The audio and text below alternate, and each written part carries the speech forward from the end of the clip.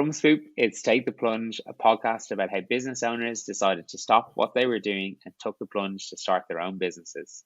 We take a look at how they came to that decision and what those first crucial steps were in getting their business up and running. My name's Kieran, and I'll be your host for this episode. Here's what you can expect on today's episode. After COVID, we even had some 1-star reviews when we weren't even open during COVID. Yeah. It was like, I went there and it was closed. 1 star. Oh, okay.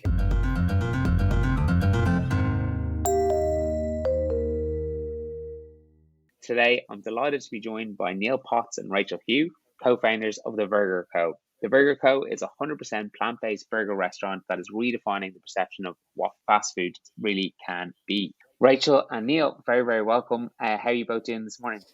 Thank you so much. Yeah, we're doing really well. Thank you. Actually got a little bit colder, so we're just, staying nice and warm inside. So yes, all good. Absolutely Baltic. I know. It kind of just switched, I think, last night. know. I was playing a match last night. It's like I couldn't warm up. It was just so bloody cold. I know. But you know what? I'd rather it actually be cold during the winter than warm and then worry about climate change. So yeah, definitely. There you go. Get those degrees down. Well, thanks so much again, guys, for coming on this morning. So can you let me know what you guys were doing before starting up the Vurger Co. and then how the Vurger Co. came to be? Yeah, absolutely. I was working in banking, so I was working in HSBC. It wasn't terrible. I didn't kind of hate it, but it was just kind of, you get to the point where you're going home at night and just thinking, just shrugging your shoulders and thinking, well, I don't know what this is for. It's kind of, there's not much meaning to it. So that was kind of the shove for me, I suppose. And you can talk about what you were doing. And yeah, I worked in fashion as a fashion buyer. I did that for like a really long time. And I loved my career. I loved what I was doing. But I think as we were going on our kind of personal journey of what we were doing with the Vurger Co. behind the scenes, it kind of made me question, the kind of ethical side of the fashion industry. And I think much like Neil, I came back home and I was like, why am I participating in something that doesn't quite align with who I am anymore? So I think it was at that point that both of us had that kind of switch in our head where we were like, I can't do this anymore. We have to do something that aligns with our true values. And that's kind of the click in our head. Yeah. And I suppose then once you kind of had that realization moment, was it, okay, right, job's gone, right, we're up and running tomorrow? Or was it a kind of a gradual process of working through different concepts before you got to where you are with starting Vurger Co? Yeah, so it was gradual. It was very much a gradual thing. And I think budget forces that to happen as well. Yeah. So I think we were working on ideas and things that we could kind of do behind the scenes, but nothing really grabbed us. And it wasn't really until we took this trip to California and that became our kind of, I guess, the light underneath the flame for us, that we realized, okay, we've really got to do something about it. But then we didn't have the budget to kind of make that happen straight away. So for us, it was very much like, okay, well, let's keep our jobs on the side. And let's do this kind of on the weekends or evenings, any time that we could physically do it, to kind of build our brand, get people to talk about us, try our food, everything like that. And then we did that for almost 8 months, side by side. So it was like, we always say it's like Fight Club, where we literally would come to work with our eyes like this, black underneath our eyes, and everyone would be like, how was your weekend? And we'd literally be like, yeah, great. Yeah, fine. Everything was great. But had you always had a kind of a foodie background anyway, in that it was naturally an area for you both to go down? Yes and no. We always loved food. That's the perfect start. We definitely didn't have, a wealth of hospitality experience, but we were both pretty keen, and we both really kind of loved the idea of what we were doing. And, I think we both there's elements of what we've done in the past which definitely not directly related to what we do now, but they definitely help, and they still help today. So yeah, I think, we kind of just got to the point where we were like, well, if everything goes wrong, we just get another job, right? It's the risk wasn't enormous for us, so Yeah. we kind of just jumped in. Yeah, and we loved going to things like, we would always read the latest kind of pop-ups, and we would go and find the latest, like who's doing what, something a bit different. I think London lends itself really nicely to that as well. We were just able to go and find someone doing something pretty cool that you've never seen before, just like down the road. Yeah. So we'd always be a part of that kind of culture, and it was something that meant a lot to us to like unwind from our jobs. But it was never really like the central focus for us, because obviously we had our separate careers. And in terms of kind of, you touched on trying to get that kind of budget or kind of cash amount to make you feel comfortable to take the plunge, so to speak. How were you doing that? Was there like, we need to get to a certain figure and then we'll be able to do it, or at what point did it become a realization that actually, no, we're onto something here, we can start to build this out? I think it was more that. So we never really thought to ourselves, oh, let's save up X amount and then we can quit our jobs. It was never really that way. It was more like we were working to make sure we could pay for the things that we needed along the way. So, for example, we started as a market stall, so we had to buy equipment that we sometimes had never heard of before. We had to like Google it and find, oh my gosh, what is this? And then how much is that? Oh my God. So we would like make sure that we had the budget to pay for those kinds of things. But then it's like that 8-month point. But what clicked in our head was the fact that the kind of thought to ourselves, okay, well, if we don't take the plunge to really dive into what we really want to do, well, we're never going to achieve anything, because we're half in our career and half into what we really want to do. So it was that more than anything, where we were just like, okay, let's dive in. And then that's when we kind of thought to ourselves, well, to make that happen, we're going to have to raise some money. And from an investment perspective, people are going to want to see that we're all in. So it was mainly from that side of things that we thought, right. Exactly. Then I suppose from the investment side of things, had you guys had a background in raising finance before? I suppose, Neil, coming from HSBC, I don't know, did that help at all? And did you go down the route of looking at kind of equity SEIS funding, or are you looking at startup loans? Kind of what avenue did you guys explore? Yes and no. So I think my background, is in banking, but it's not in sort of small startup fundraising. It's more kind of bigger companies and things like that. So there weren't really kind of too many direct comparables, but I'd say we had a pretty round background. We had some knowledge, and we had a bit of kind of some of the tools that we needed to kind of start making some first steps. In terms of funding, we looked at everything, really. We looked at all sorts of stuff. I think at the time we looked at startup loans. I think we did get some personal loans at the time. I think we did, yeah. I think you kind of have to, really. It's still not quite figured out. I mean, there's great tools coming about now, and of course, Swoop funding is one of those. But I think there's lots of things that are starting to happen now.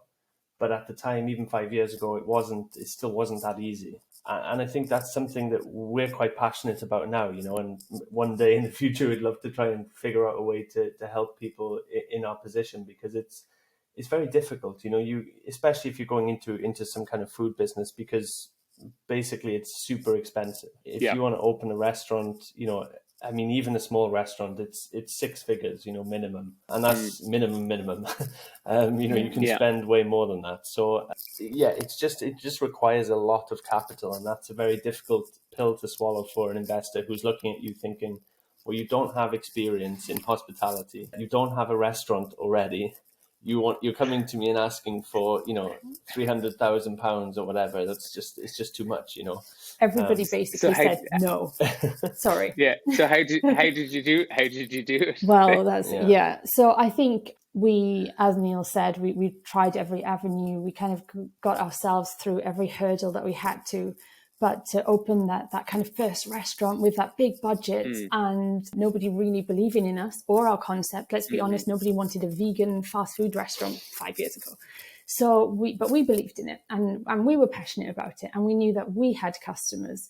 So we lent on that quite a lot. So we built over those 8 months of working alongside and doing pop-ups, festivals, events, any way to get our brand out there at all, any way for people to talk about us, and crucially, tag us on social media, which was kind of just starting to be a thing, people tagging food in Instagram, that kind of thing. That was a big deal for us. We ended up really relying on that side of things. So we turned to crowdfunding as a way to harness the power of the crowd, which was our customer base, which we had built up over those 8-9 months. And they all couldn't wait to say, oh my gosh, the Vurger Co are crowdfunding. I can't wait for them to open their first restaurant. And then they couldn't wait to share that news.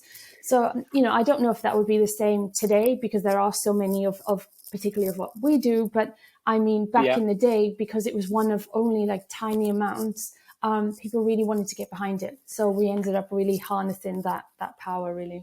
So obviously the community element was massive for you guys. Yes. So was it Instagram, or was there a particular channel that most of your community used to live in? Actually putting time and investment in that clearly paid dividends when it came to the fundraising side of things. Yeah, definitely. It was all about Instagram for us, mainly because it was so visual. It was one of the only platforms where everybody could tag us in, talk about us, but also a way for them to raise their profile. And it was mutually beneficial. And we built so many amazing relationships with so many people who literally still come to eat with us today, because we really harnessed their feedback. We asked them to come and try different things. We really involved them in the brand from the very beginning. And I think that was kind of one of the best things that we could have done, and to really harness the length and longevity of that relationship as well. In doing and getting that kind of big first allotment of capital, I think you alluded to maybe 300,000. How had you kind of budgeted to spend that or use that, as you guys both alluded to? Opening a restaurant or going into food involves pretty heavy equipment and assets that you need to get up and running, not to mention operational overhead costs. Like how did you manage that initial kind of allotment of cash? Well, we opened our first site with Shoreditch, and we opened it on, I like to say homemade. I mean, we're not builders, but we did it in a very unconventional way. Like normally you'd go to a big main contractor. There's loads of like restaurant specialists, so they cost a fortune, but the work is a very high standard. It's all project managed. You don't really have to do anything. You just kind of hand the money over and tell them what you want, and they figure it out. And of course, you should be at that stage paying an architect as well and a kind of project manager. But at the time, we didn't do any of that. We thought, well, yeah, we can, we can open a restaurant. We can do that. Of course we can. So yeah, we did have a builder, but they weren't the best, I suppose. And they basically just were like, oh, draw a line there with where you want that wall, draw a line there with where you want that wall. I mean, literally, like that's very how it stable. was. Yeah, the site is still standing. It's still performing. So yeah, it worked out. But obviously, the ones since Canary Wharf and Brighton and Manchester coming up, they are very different.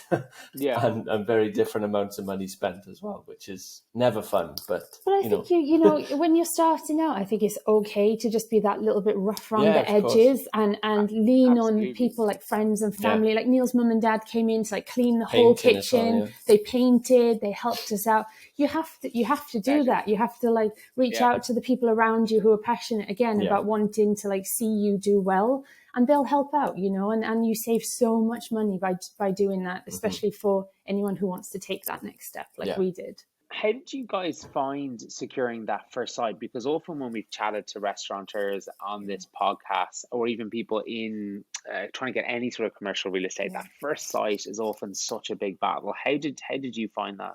Awful. Yeah, it was hideous, and it took a really long time. So we crowdfunded in 2017 in August. So we technically had budget to spend in August. We didn't sign our lease until January. So that's 4 solid months of like just trying to like find and I guess, sign and get everything done. We lost 2, right? And I think we got quite far on two other sites and lost them both. for various reasons right at the kind of last minute. So then you've spent money on legal fees, you've wasted like weeks and weeks of hassle, you've, gone to builders, you've done drawings, and then it just like falls apart for some ridiculous reason which you couldn't have even foreseen. So yeah, it's very, very frustrating. And a lot of people, a lot of landlords, we should say, especially across London, the institutional landlords, a lot of them didn't want a vegan fast food restaurant in their building. So we had to not only battle the fact that we were new to this, the fact that we only had really, in their eyes, a small budget to work with, but also we were a vegan restaurant. Oh no, vegan won't work. No, vegan. It won't be busy enough. That's all we heard.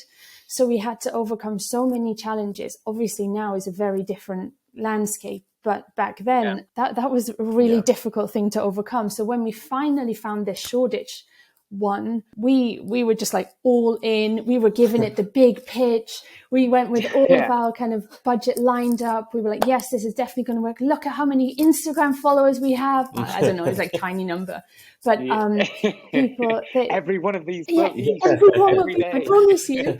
I feel like they did though on day one. I feel like they did. Every one of those 900 people or whatever it was were there. That's awesome. Yeah, it was nice. Did you guys run a kind of promo or something then on the first day? I don't actually remember. We Yes, did we do did. some promo. Was it a discount or was it free something? We worked with this Instagram account, London on the Inside, and they enabled us to launch a free burger campaign, which was amazing at the time, and got people down, and we were so busy. There was a queue out the door. It was great. Were you able to, I suppose, see pretty quickly after the launch that, okay, actually we're on to something, it's building nicely? Were you able to kind of get into that headspace of, okay, right, where's number two? Or kind of how did that process come? Yeah, sort of, yeah. In terms of revenue and kind of making the numbers stack up, that happened quite quickly. Great. And thankfully tends to, when we open a new site, we tend to see it get up to speed fairly quickly. But in terms of, I would say, behind the scenes, it took us a little while to figure out, we'd never run a restaurant before. So we just opened our own. It took us probably, I'd say, 6 months or so at least to figure out, what is the best way to do this? What's the best way to do that? So yeah, there was a bit of kind of messing around in the beginning, but it came about quite quickly that we were approached by Canary Wharf, who were, at the time, I think it was something like Banana Republic, was it? Or J. Crew, or one of those. I can't remember which one, but it was a big retail store they had, which just wasn't really working. I think it was about 5,000 square feet or something massive. And they basically wanted to turn it into like a food hall, but for smaller, kind of more independent brands. They've already got the Shake Shack and the Five Guys and Nando's and all those types of people, but I think their crowd at the time were demanding something a bit more interesting and a bit more kind of, unique. So they came to us and they said, we've come to your Shoreditch restaurant. It's great. We like the food. We like the brand. And it's busy, which I think at the time was a bit of a novelty. And yeah, they basically said, we'd like you to be a part of this Wharf Kitchen, which is what it's now called. We weren't ready. I mean, we definitely weren't out there actively looking for site 2, 3 months in. But we kind of thought, well, actually, it's a really nice opportunity. We liked the site. It was, quite small, which has tended to be what we tend to go for. And yeah, we just kind of thought, well, yeah, why not? So we jumped into that and opened that, about 7 or 8 months after the first one? Yeah, so Shoreditch was March of 2018, and then Canary Wharf was November of 2018. So we're about to celebrate its 3rd birthday this month. Amazing. You touched on there, Neil, about the kind of, this is your first time owning a restaurant. So obviously there's lots of operational headaches when it comes to a restaurant. You've got staff, you've got just general maintenance, toilets, electricity, cookers, food processing, management. List is pretty endless there. Yeah. How did you guys tackle that? Did you get some couple of hires in early doors? How did you look to kind of divvy up those type of roles? Kind of what was your experience with it? We didn't, to be honest. We didn't have a restaurant manager for 2 years? The reason being, no, maybe a year and a bit, maybe. I think it's important though, because we wanted to really know our business inside and out. We knew the only way to grow this from the ground up would be to understand every single last part of how everything breaks, everything works well, everything, how the staff need to be in the restaurant, customer service, training, like everything. And we thought at that point, if we step back and have somebody else do that, we're going to get someone else's perspective on that and not our own. So we always try to approach everything from like a human element rather than, oh, I have 10 years of hospitality experience, so this is the way we do it. We've always hated anybody coming in and saying, sorry, this is the way we do it. We've always just been like, well, no, actually what works for us, what works for our business, this is what works for our people, this is what works for our customers. And it came from that perspective.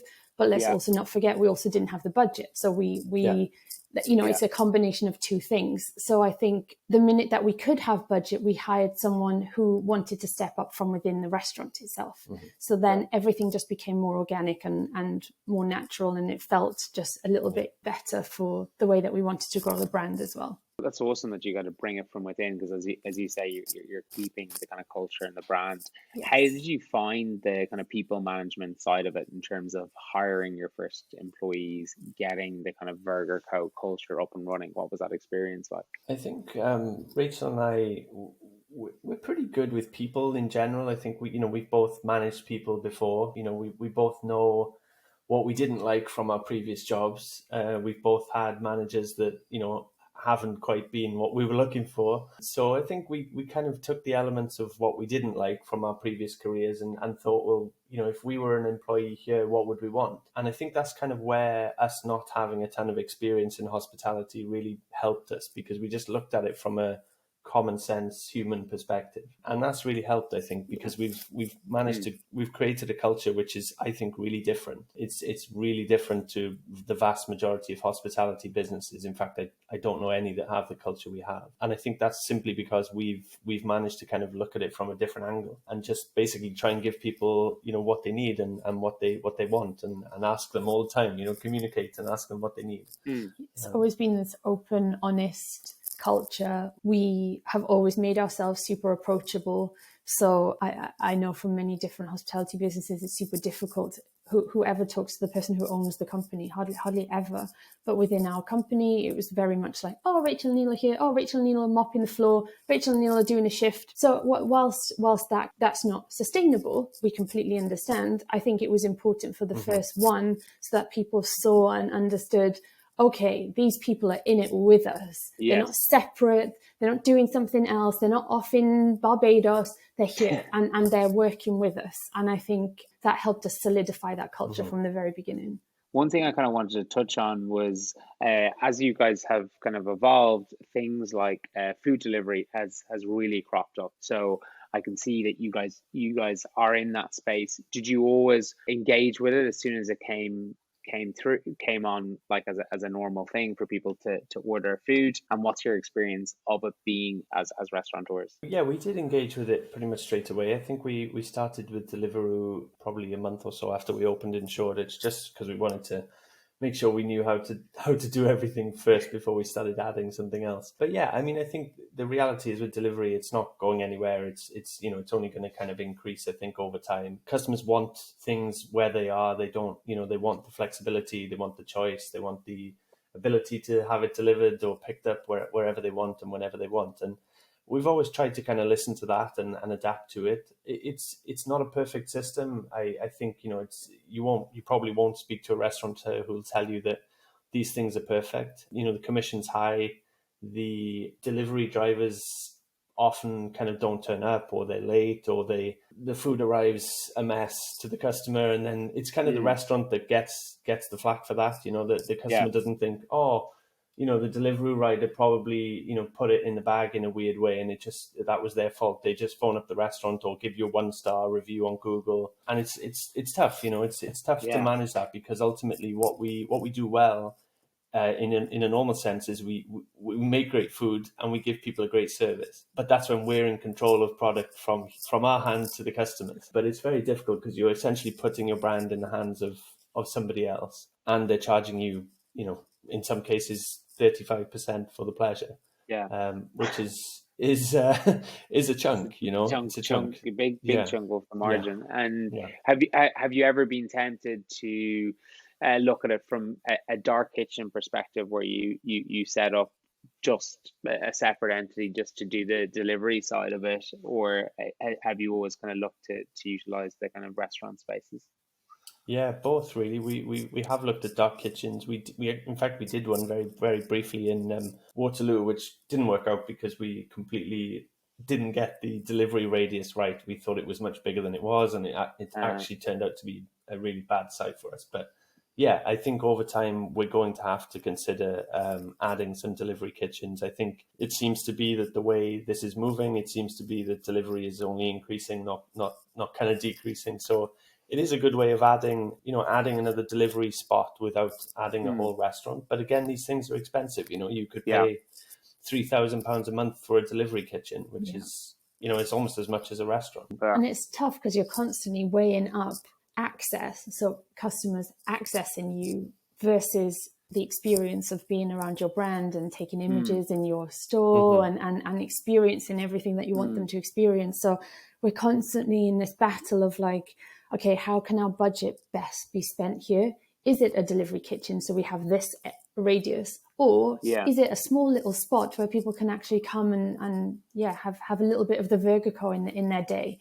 But yeah. yeah, it's a constant question of Hmm. ours internally as well. One thing you touched on, and again, has been a theme sometimes when we've chatted to people in the space, is we live in a world where reviews are everywhere. Yeah, there's a system to review anything and everything, and sometimes reviews can be completely out of control. Like you mentioned, it's a dark kitchen, delivery was late, things gone cold, things gone haywire, or you have scenarios where it was out of your control, the person just wasn't potentially telling the truth or something like that. Like how do you manage and engage on those kind of review type systems in this day and age?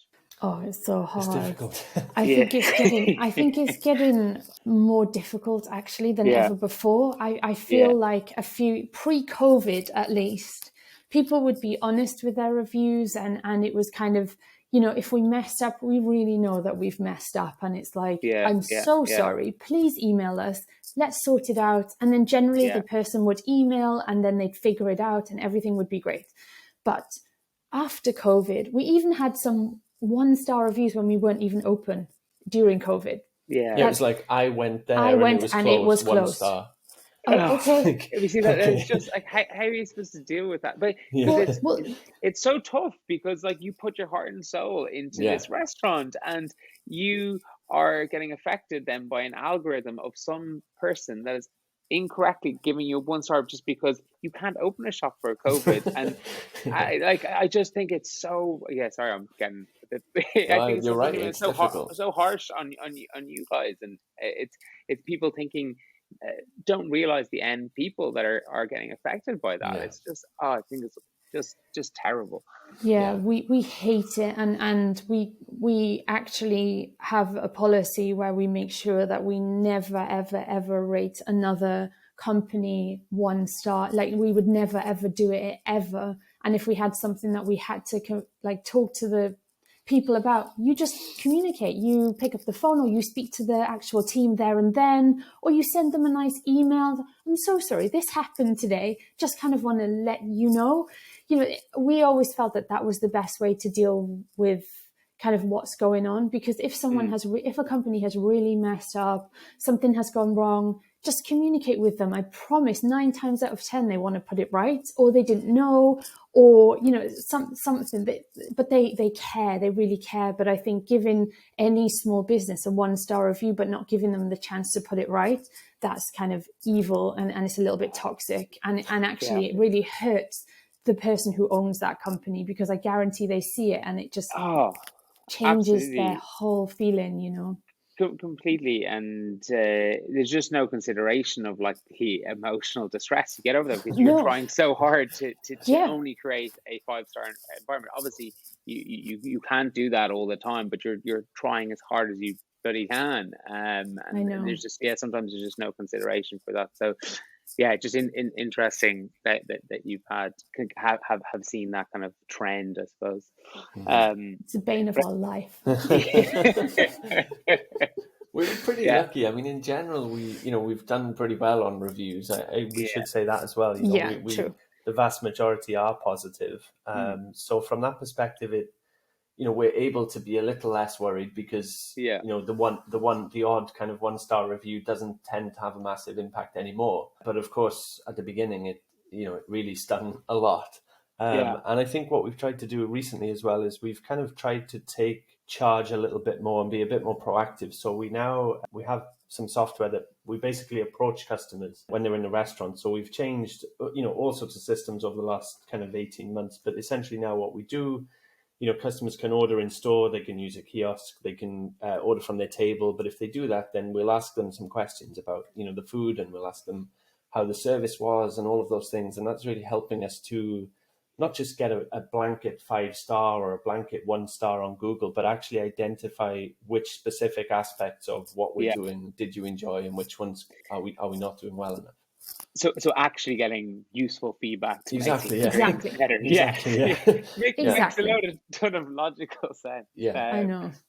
So I suppose then, yeah, looking ahead for you guys, Rachel and Neil, now that you've managed to very impressively have 3 restaurants open, about to open a 4th in Manchester, have delivery systems going through, seeing the big rise in demand for fast food and vegan, like where are you guys thinking in terms of growth for Vurger?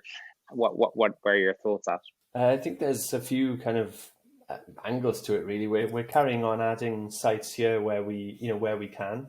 Yeah, We're not going crazy with it. We're being very purposely strategic and quite selective about the way we do yeah, it. I think London still has some way to go in terms of getting back on its feet, and I think that makes it difficult at the minute to pick a site in London, because for London sites, they're very expensive. You've just got to yeah. have, a lot of foot traffic. You've got to have people kind of in their offices. So that's a very difficult one for us at the minute. So that's why we've been starting to look outside London Hmm. and just sort of starting to develop cities which aren't very well served for vegan food at the moment. So I think that's kind of the big move for us over the next couple of years, is just seeing what else is out there, and venturing a little further afield. But of course, then on the side, we've got our retail products. So we're selling now into, well, most recently Ocado, but also Whole Foods, Planet Organic. We're selling in the US, we're selling in the Middle East. So I think for us, that side of it is really exciting too. And it's not That's very something exciting. we started out to do, but it's something that we very quickly kind of realized, customers are asking about our sauces in the restaurants. Like, can we make these for a supermarket? And yeah, Hmm. that's been a nice journey as well, hasn't it? I think that's the importance of like listening to what your customers have to say and having your kind of ears on the ground. And we are so close to all of our teams. When someone has something to say, we pretty much hear about it the next day. And it was this repetition of hearing that customers want a little bit of the Vurger Co at home that we started to work on this, even Hmm. pre-pandemic. It was like 2019, and we were working on developing our own sources for retail. So it's been a bit of a journey, but it's an exciting side of our business that we're really looking forward to growing. Awesome. And how have you found that kind of transitioning into getting in front of buyers from a wholesale point of view? Did they come to you, or did you kind of have to start engaging with them? Yeah, that was it was tough, because when we finally had our product to sell, that's when the pandemic hit. So it's like, oh, okay. So whilst many people look at that and think, great timing, guys, retail during a time when no one can access retail, perfect. But then getting hold of the people who can make that happen, that was the hard part. So Yeah, Also, retailers were in like pure emergency mode. yeah, They weren't looking for yeah. like a fancy vegan mayo. They were looking no, for like, just you get know, it in, anything. Hellman's to Toilet Yeah. roll. supply 70 million of them. It's like, Exactly. So we pretty much realized, well, the only way that people could access this during a lockdown would be on our own website. So at the time, our website wasn't transactional. It was purely just for customers to see our menu or whatever. So we completely flipped our website to make it transactional. We had a photo shoot. We managed to just do it pre-lockdown. And we took imagery of all of our sources and we launched them online, and we just basically launched it and said, hey, come and buy them. And obviously our kind of community really backed that, and that was awesome. We launched meal kits online as well. So we kind of had the retail element launched, but through our own channels, that allowed us to kind of control the message a little bit. And then we reached out to a few people as it started to wean off in the summer. So June, July, we reached out to a few contacts that we had, and then we kind of started small and then went from there. I think people like Planet Organic and Whole Foods are really supportive as well. They're excited about new small brands, rather than, when you go to people like, the big supermarkets, if you're just starting out, they'll just be like, no, go and prove yourself and come back. Yeah. And I suppose a final question from my side is, you guys have both done a huge amount of different types of roles, different types of hats since setting up. How are your roles today, and kind of what are kind of the key areas you're looking at the moment? Yes, we have. We still do, to an extent. I think there's still a lot of job sharing and hat swapping, but I think for a general distinction, I'm sort of operations and finance. So I'm looking after, overseeing, I should say. We do have some people helping us out now, but I'm overseeing anything that you pretty much can't see. So the numbers, the investment side of things, property, people behind the scenes as well, kind of maintenance, all of that kind of stuff, finding new sites. And Rachel is pretty much looking after everything that you can see or taste. Yeah, so I kind of oversee the development of the menu with kind of our head of development and that team and our production team. I oversee retail, so pitching to retailers, helping with that side of the business, and then also anything to do with kind of making sure the experience in store is awesome and everyone's having the best time, and anything to do with people. And then marketing, social media, everything else in the meantime. So yeah, just lots of hats flying all over the place. Yeah.